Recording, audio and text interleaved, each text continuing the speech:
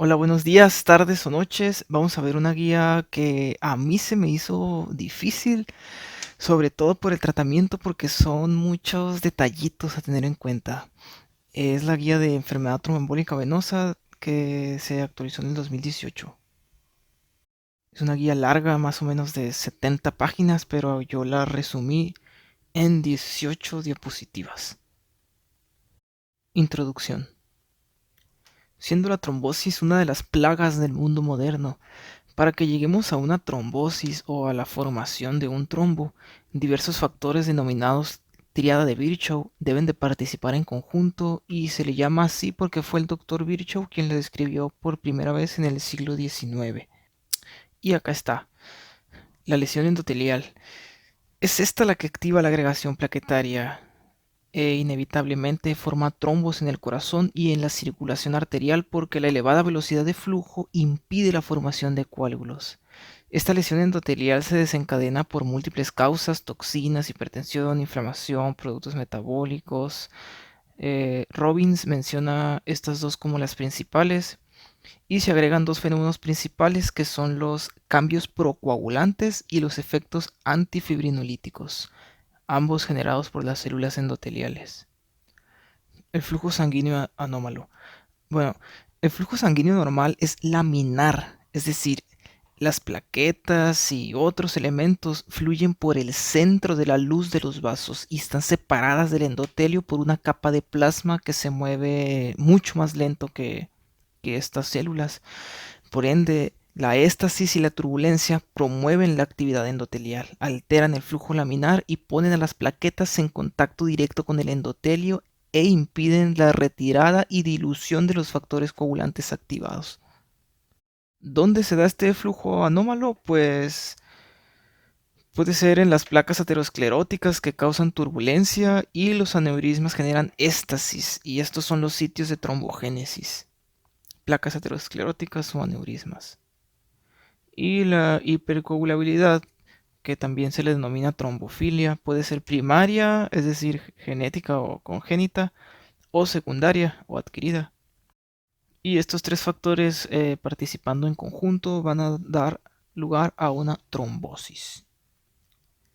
Y bueno, en esta imagen vemos, esta es una célula endotelial que en condiciones normales, es decir, en un flujo laminar, en una persona normotensa y con una concentración sérica de factores de crecimiento baja, la célula endotelial se mantiene inactiva o en un estado basal, donde su superficie no es adhesiva y no es trombogénica. Pero ante diversos estímulos, la célula endotelial al dañarse se activa y empieza a secretar factores procoagulantes. Expresa moléculas adhesivas y las células inflamatorias pueden ya adherirse a este sitio de lesión y secretar más factores proinflamatorios, más factores de crecimiento y transformación, y todo esto favorece la trombogénesis. La enfermedad tromboembólica venosa es la principal causa de mortalidad en pacientes hospitalizados y puede manifestarse de dos variantes, como trombosis venosa profunda o como tromboembolia pulmonar, siendo esta última en casi la mitad de los casos asintomática. Es la tercera causa de muerte cardiovascular y esta genera aproximadamente una cuarta parte de todas las muertes a nivel mundial. Es más frecuente en hombres con una clara asociación con la edad. Y el 13 de octubre es el Día Mundial de la Trombosis porque ese día nació el Dr. Virchow. Factores de riesgo. Bueno, el principal de todos es la cirugía mayor, luego le sigue el cáncer activo y después la enfermedad neurológica con parencia de miembros inferiores. Debemos de dividir los factores de riesgo de nuestros pacientes como provocados, que podríamos decir que son transitorios, o no provocados, que son permanentes. Y esto va a ser muy importante para el tratamiento. Y como ya vimos que es una patología multifactorial, pues también podemos dividirlos como genéticos, adquiridos o ambientales. Y aquí no se menciona, pero el catéter venoso central es el principal factor de riesgo para la trombosis del miembro superior. Prevención. Bueno, Según la condición o procedimiento que le vayamos a realizar a nuestro paciente, lo vamos a clasificar según el riesgo que tiene para trombosis venosa profunda. Y puede ser muy bajo riesgo, bajo, moderado o alto riesgo. Y según como lo clasifiquemos, va a ser la profilaxis. La escala de Caprini también es para estratificar el riesgo y según el factor de riesgo que presente nuestro paciente le vamos a dar 1, 2, 3 o 5 puntos. Y se agrega una casilla especial solo para mujeres. Y se supone que al final hay que sumar todo el puntaje y colocarlo aquí, pero la guía no menciona cómo se interpreta esta escala, así que yo me di a la tarea de buscar un artículo para ver cómo se interpretaba y encontré esto. 0 puntos es muy bajo, 1 a 2 puntos de riesgo bajo, 3 a 4 puntos riesgo moderado y 5 o más riesgo alto. Y bueno, ya que estratificamos al paciente, podemos darle dos métodos de tromboprofilaxis. Métodos mecánicos que tienen la ventaja de estar libres de hemorragias y se pueden usar combinadas con los fármacos. O podemos darle profilaxis farmacológica. También está esta tabla que pone el riesgo de trombosis según la cirugía ortopédica que vayamos a realizar y la profilaxis. Y en estos casos la profilaxis mecánica o farmacológica se debe de mantener de 10 a 14 días. Y finalmente algo que me pareció muy interesante y que yo desconocía totalmente es que los viajes en avión se consideran un factor de riesgo transitorio para tromboembolia venosa. Diagnóstico de trombosis venosa profunda. Las manifestaciones clínicas más comunes son el edema con dolor referido como calambre, el aumento de calor local, el eritema, la cianosis, dilatación de venas superficiales, el signo de Homans, que es el dolor en la región posterior de la pierna, por ahí por los gastrocnómicos, a la dorsiflexión forzada. El signo de Lisker es el dolor a la percusión de la región medial de la tibia. Y finalmente el signo de Bancroft o Moses, que es el mismo, es el dolor a la compresión de los gastrocnómicos contra la tibia. Y este evalúa las venas tibiales posteriores. Entonces vamos a tener más o menos este cuadro clínico y la presencia de factores de riesgo para trombosis es también muy importante. Lo más común es que la trombosis aparezca en los miembros inferiores, sobre todo en las piernas, hasta con un 90%, el 5% es para los brazos y el otro 5% en sitios inusuales como las venas cerebrales o venas viscerales.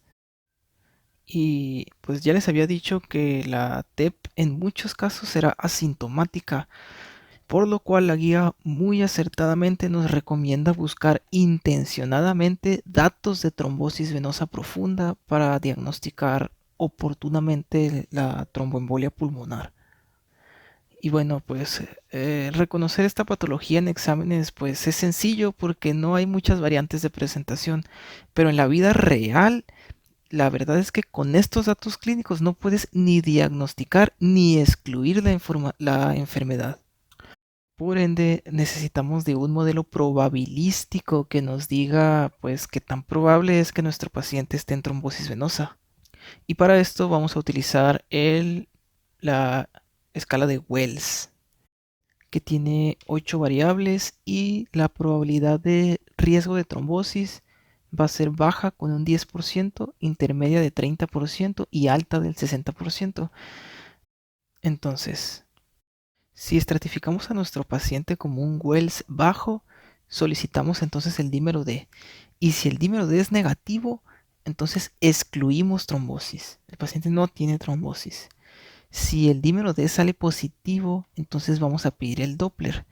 Si no tenemos el dímero D, entonces podemos brincarnos al Doppler. Y este tiene que realizarse de toda la pierna, es decir, debe de evaluar los vasos ilíacos externos, el femoral común, el femoral, la poplítea, las venas de la pantorrilla. Y si todo este trayecto resulta libre de trombos, entonces podemos excluir trombosis. Si el dímero D es negativo, no ocupamos pedir más estudios y igual con el Doppler. Si es negativo en toda la pierna, no ocupamos más estudios. Si nos clasificamos como Wells intermedio, podemos brincarnos hasta el Doppler y si nos resulta positivo, pues confirmamos el diagnóstico y damos el tratamiento, que ahorita vamos a ver cómo. Y si la probabilidad de trombosis venosa profunda es alta, nos brincamos el dímero D y pedimos el Doppler. Y si este es negativo, pues pedimos el dímero D. Vale la pena mencionar que el dímero D de forma aislada no es útil por muchas razones y la forma que tiene más sensibilidad al cuantificarlo es por el método de ELISA, que es inmunoabsorción asociado a enzimas. Hay otras formas de medir el dímero D, pero no son tan sensibles como ELISA. Y el ultrasonido podemos pedirlo Doppler o ultrasonido en modo V. Y esto de la flebografía ascendente o venografía contrastada solo se utiliza en casos difíciles de diagnosticar o de trombosis de extremidades superiores o si no tenemos el ultrasonido y el dímero D. La venografía por TAC o resonancia se usa en sitios donde el ultrasonido es inadecuado o no visualiza bien los vasos. Por ejemplo, en las venas pélvicas, la vena cava inferior o superior, la vena innominada y también sirve para diferenciar si la trombosis es reciente o crónica. Y bueno, el dímero D lo podemos interpretar de dos formas, según el puntaje de Wells o según la edad del paciente. Y en pacientes con comorbilidades el dímero D va a estar alterado, por lo cual debemos de preferir el ultrasonido Doppler color. Y finalmente, pues solo mencionar que así es como se sospecha la trombosis del miembro superior y la vamos a evaluar con el ultrasonido Doppler color o con el normal. Diagnóstico de embolia pulmonar. Ya sabemos que la embolia pulmonar es común y que el escenario clínico es muy variado, pero la vamos a sospechar clínicamente ante un paciente que presente disnea, dolor torácico, síncope o presíncope, hemoptisis. El dolor torácico se presenta por irritación pleural a consecuencia del infarto pulmonar.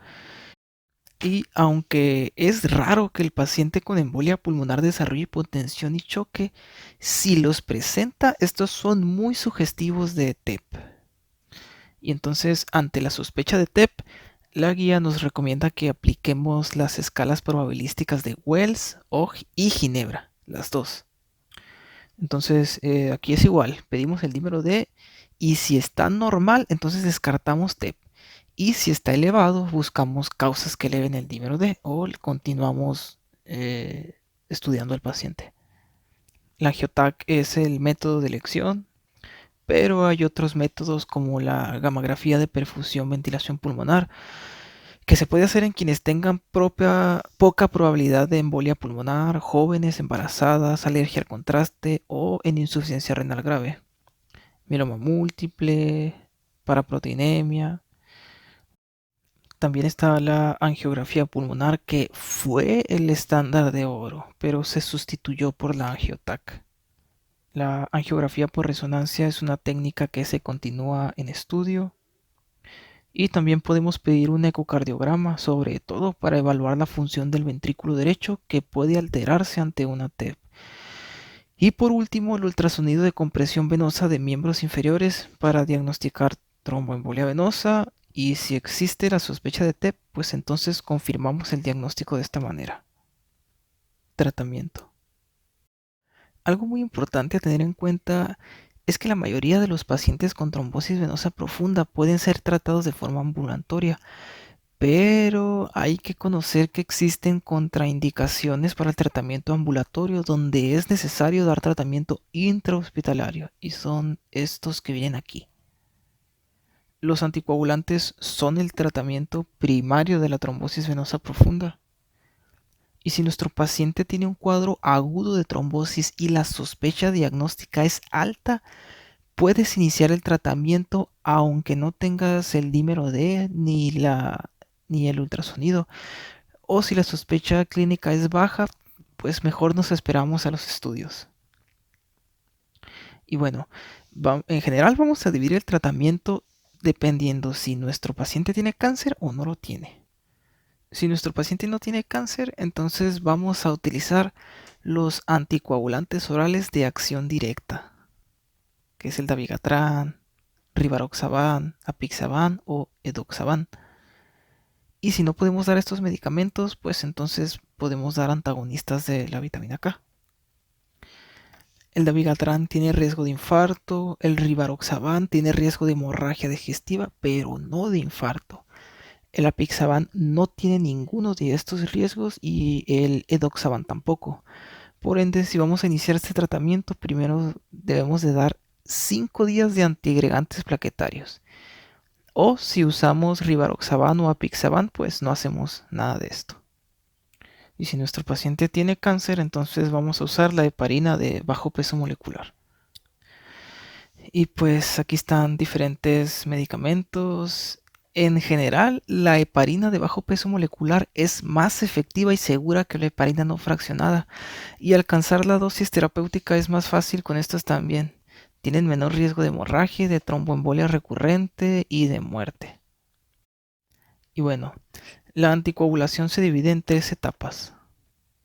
La terapia extendida o de tiempo indefinido generalmente se la vamos a ofrecer a pacientes con cáncer y a la gran mayoría solamente le vamos a dar terapia aguda y de largo plazo, es decir, solo 3 meses de terapia anticoagulante. Si nuestro paciente tiene un riesgo de TEP bajo, moderado o alto, podemos dar terapia extendida. Si el paciente tiene alto riesgo de sangrado, a pesar de tener alto riesgo de de embolia pulmonar, se recomienda dar terapia de largo plazo. Para una terapia extendida debemos de usar cualquiera de estos 3 antagonistas de vitamina K, heparina de bajo peso molecular o anticoagulantes orales de acción directa. Si nuestro paciente no es candidato a terapia extendida o desea suspender la terapia, pues podemos ofrecerle aspirina de 100 miligramos al día por 6 a 18 meses. Vamos a trombolizar solamente a los pacientes que tengan una trombosis extensa y con algunos de estos escenarios clínicos. También si le removemos el trombo a nuestro paciente a través de algún procedimiento, pues le vamos a ofrecer la anticoagulación, como ya vimos. Y también cuando alcancemos los niveles séricos adecuados de los medicamentos, debemos de iniciar una deambulación temprana, pues al paciente le va a ir mejor si camina pronto, comparado con el que se queda postrado en cama. Si al deambular el paciente presenta dolor o edema grave, entonces vamos a dar solo terapia de compresión. Se supone que ya que diagnosticamos la trombosis, si nuestro paciente no tiene síntomas graves y tampoco tiene factores de riesgo para que el trombo se extienda, pues podemos no darle tratamiento y solo vigilarlo pidiéndole ultrasonido Doppler. Pero si tiene al menos un factor de riesgo para que se extienda el trombo o tiene síntomas graves, ahí sí lo anticoagulamos. Tratamiento de tromboembolia pulmonar. Aquí la guía se queda bastante corta. Nada más nos dice que el tratamiento depende de si el paciente está hemodinámicamente estable o no y de si hay o no sobrecarga del ventrículo derecho. Si nuestro paciente está hemodinámicamente estable, tenemos que clasificarlo según estos 2 cuadros. Y según cómo lo clasifiquemos es como lo vamos a tratar. Pero no te dice cómo se trata.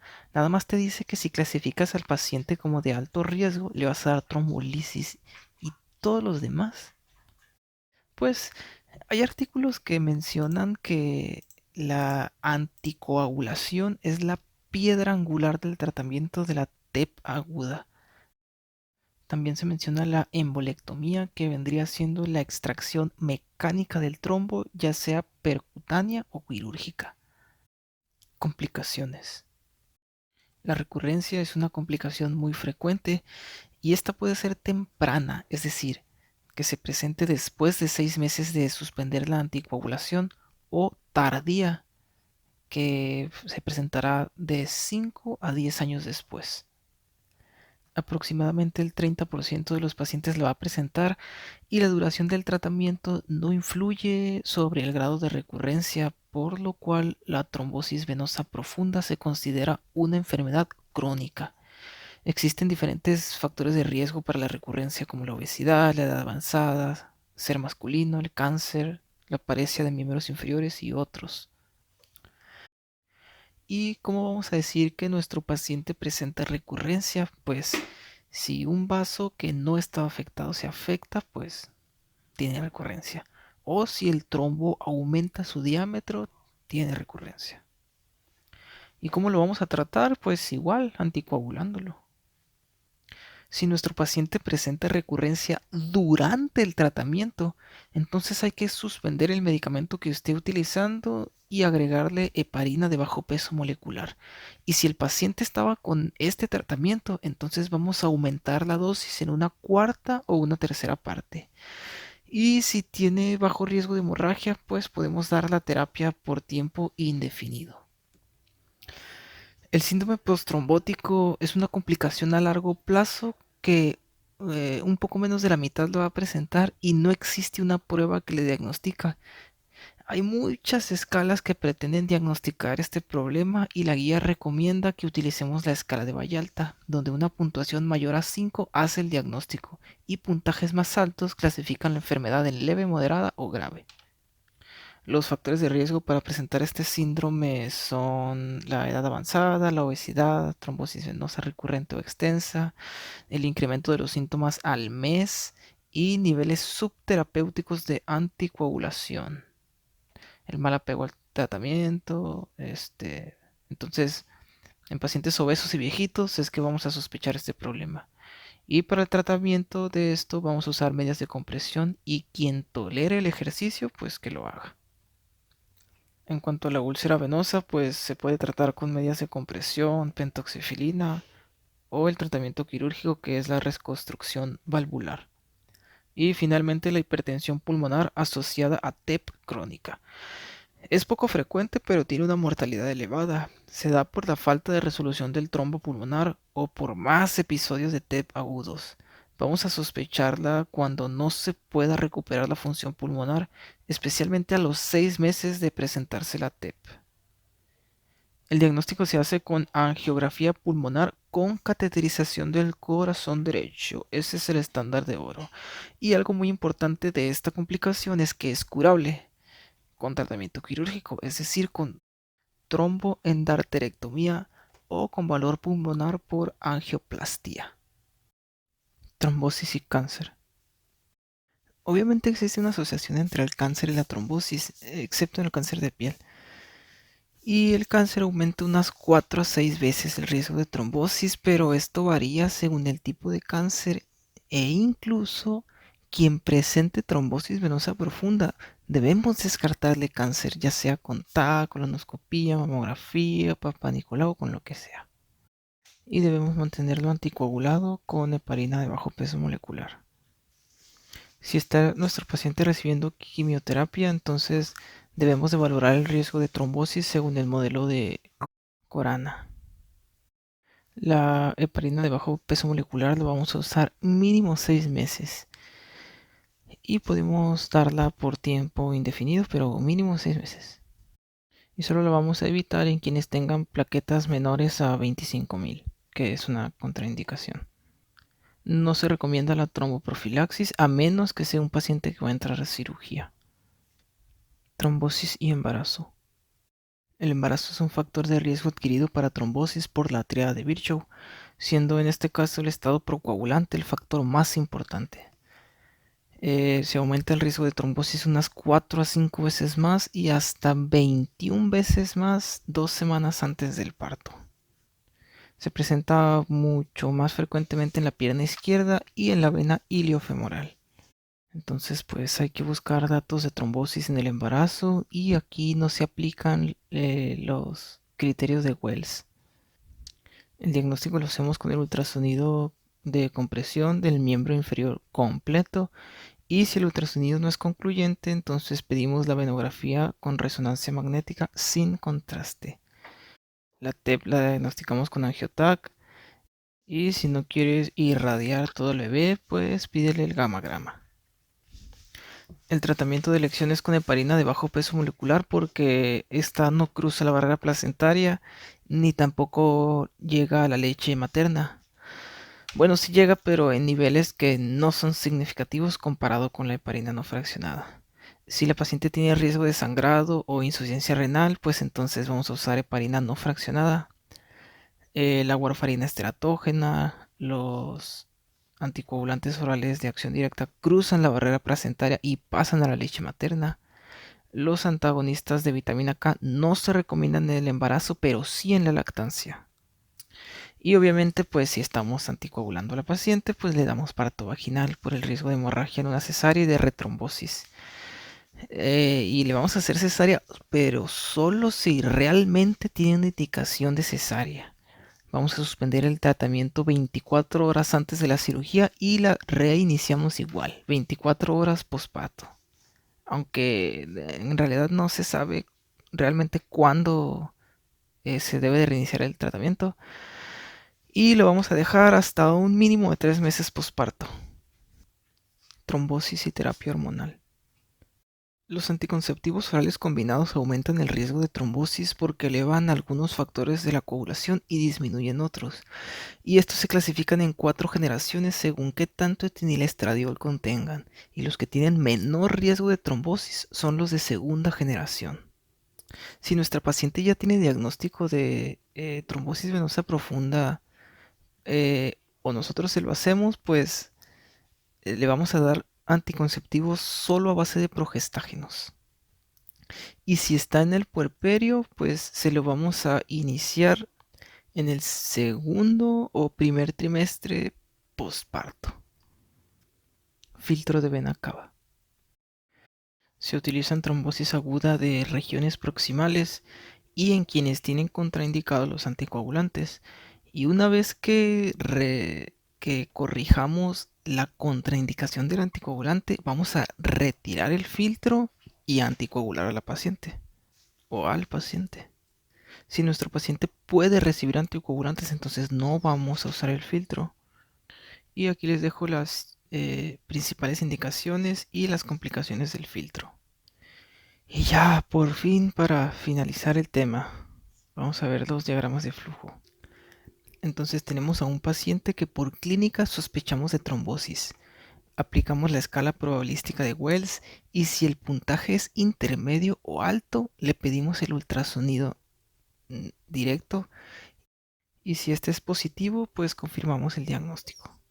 Si el ultrasonido es negativo o la escala de Wells nos resulta con una probabilidad baja, pedimos el dímero D y si el dímero D es negativo, entonces descartamos el diagnóstico.